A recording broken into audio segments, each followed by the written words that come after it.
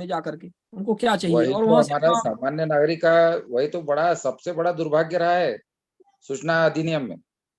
हमें लगता है कि पहले देश के सामान्य नागरिकों को ये बताना पड़ेगा कि वो कानून मतलब लोकतंत्र है क्या। हमें तो लगता है कि आज तक हमारे देश में जो सामान्य नागरिक की जब आप बात मेरा करते आपसे सवाल यही है। हैं तो सामान्य जो नागरिक है वो तो आज ये नहीं जानता है कि लोकतंत्र है क्या, लोकतंत्र सही मायने में क्या हमारे देश के लोग समझ पाए हैं, कितने लोग समझ पाए हैं। पहले तो इसको हमारे देश के लोगों को आज 75-76 साल बाद ये समझाना पड़ेगा कि लोकतंत्र की परिभाषा क्या है और उनके क्या अधिकार हैं, फंडामेंटल राइट्स क्या हैं और क्या वो इसकी मांग कर पा रहे हैं। यहाँ तो ज्यादातर लोग बस 5 किलो गल्ला राशन और इसमें है ना, और थोड़े बहुत इधर उधर सब्सिडी में ही अपने अपने सब्सिडी में ही वो खुश रहते हैं। ठीक है, उनको मिल जाए बस, इसके बाद तो सरकार वही आनी है जिसने दे दिया है।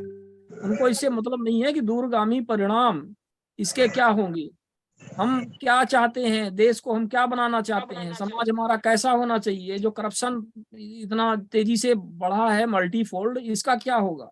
ये सब अकाउंटेबिलिटी और ट्रांसपेरेंसी से ही आएगा।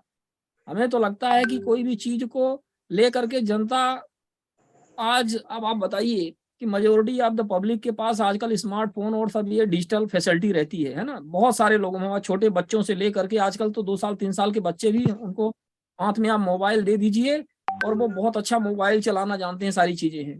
ठीक है, लेकिन हम क्या उसका उपयोग कर पा रहे हैं, इतने बड़े मतलब एक औजार का उपयोग हम क्या कर पा रहे हैं। हम उसको अपने हित के लिए थोड़ी ना उपयोग कर पा रहे हैं। ज्यादातर बकवास चैटिंग करेंगे, बकवास मैसेजिंग करेंगे, बकवास कार्यों में लगे रहेंगे सोशल मीडिया में, लेकिन हम उसमें एक भी कभी पोस्ट ऐसे नहीं कर सकते कि कोई हमारे देश में अकाउंटेबिलिटी बढ़ाने वाली हो, कोई ऐसी चीज हो जिससे ये पता चले कि सामाजिक चिंतन की कोई बात आ जाए।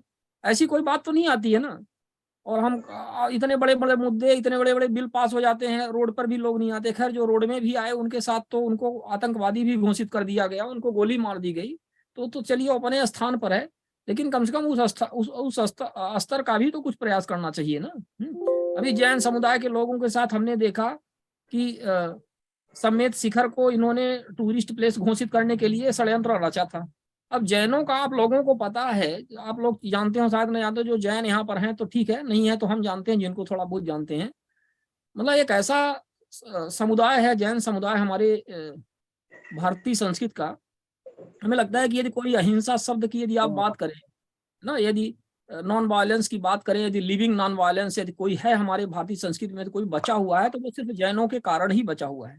हमें उन पर गर्व है, उनकी संस्कृत पर गर्व है। उन्होंने मतलब हमारे भारतीय संस्कृत से ही एक शाखा के तौर पर वो डेवलप हुए, और जिसका रट लगाए रखे रह गए हमारे भारतीय संस्कृत में।